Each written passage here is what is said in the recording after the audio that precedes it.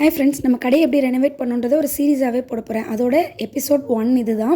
First தலைவலி, மழை பெஞ்சால் தண்ணி கொட்டுறது. அதுக்கு எவ்வளோ யோசிச்சும் எங்களுக்கு சொல்யூஷனே கிடைக்கல. கடைசியில் தகரம் அடிக்கிறது தான் பெஸ்ட்டுன்னு சொல்லிட்டு நாங்களே அந்த ஒர்க் எல்லாத்தையுமே ஃபினிஷ் பண்ணிட்டோம். சரியா எனக்கு ஏப்ரல் ஃபர்ஸ்ட் வீக் தான் கிச்சன் கை கிடச்சிது. முதல்ல கிச்சனை ஃபுல்லாக கம்ப்ளீட்டாக கழுவுறதுக்கு ஒரு ஆள் போட்டு நீட் பண்ணிவிட்டு, கிச்சனில் கைக்கு கை தண்ணி இருந்தால் தான் ரொம்ப ஈஸியாக இருக்கும். அது கஞ்சி வடிக்கிறதுக்குலாம் தேவைப்படும். அதனால் இந்த ஹாலை தான் நம்ம கிச்சனாக மாற்ற போகிறோம்.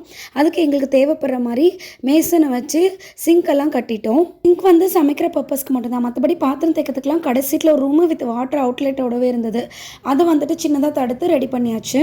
ஒவ்வொரு விஷயத்தையும் பார்த்திங்கன்னா பார்த்து செலவு பண்ணேன். டெய்லி ராத்திரி மண்டே பிச்சுட்டு உட்காந்துருப்பேன். கணக்கு பார்க்கும்போது சீரியஸ்லி ஒரு பைசா கூட வேஸ்ட் ஆகிடக்கூடாதுன்னு சொல்லிட்டு ரொம்ப பார்த்து செலவு பண்ணோம். கடைசியாக அந்த கிச்சனை காலி பண்ணுறதுக்கு முன்னாடி அது ஒரு டூர் உங்களுக்குலாம் காட்டிடலான்னு தோணுச்சு.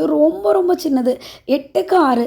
இதில் ஒரு கடைக்கு சமைக்க முடியுமான்னு சத்தியமாக எனக்கு தெரில. பட் நாங்கள் பண்ணோம். இது லாஸ்ட் டே சமைக்கிற அன்றைக்கி எடுத்த வீடியோ. நார்மலாக வீட்டில் கிச்சனில் சமைக்கும் போதே பார்த்திங்கன்னா இப்படி கசகசன்னு தான் இருக்கும். ஆனால் சின்ன கிச்சனில் ஒரு பெரிய ப்ளஸ் என்னென்னா, எங்ககிட்ட ஃப்ரிட்ஜ் கிடையாதுங்க.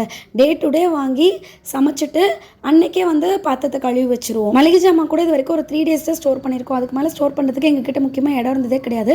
இந்த குட்டி கிச்சனில் நாங்கள் 4 லேடிஸ் ஒர்க் பண்ணுவோம். திரும்பினாலே இடிக்கும், அப்படி தான் இருக்கும். ஆனால் ஒரு சின்ன கொத்தமல்லி கருவேப்பிலை பச்சை மிளகா கூட கழுவி தான் யூஸ் பண்ணுவோம். இதுலேருந்து எப்படி பெரிய கிச்சனுக்கு ஷிஃப்ட் ஆனோம், என்னென்னலாம் நாங்கள் பண்ணோன்றதை டீட்டெயிலான வீடியோஸ் அடுத்தடுத்து வரும். மறக்காமல் சப்ஸ்கிரைப் பண்ணிட்டு பாருங்கள். நீங்கள் ஒரு கடை ஆரம்பிக்கிறீங்கன்னா கூட உங்களுக்கு ரொம்ப யூஸ்ஃபுல்லாக இருக்கும்.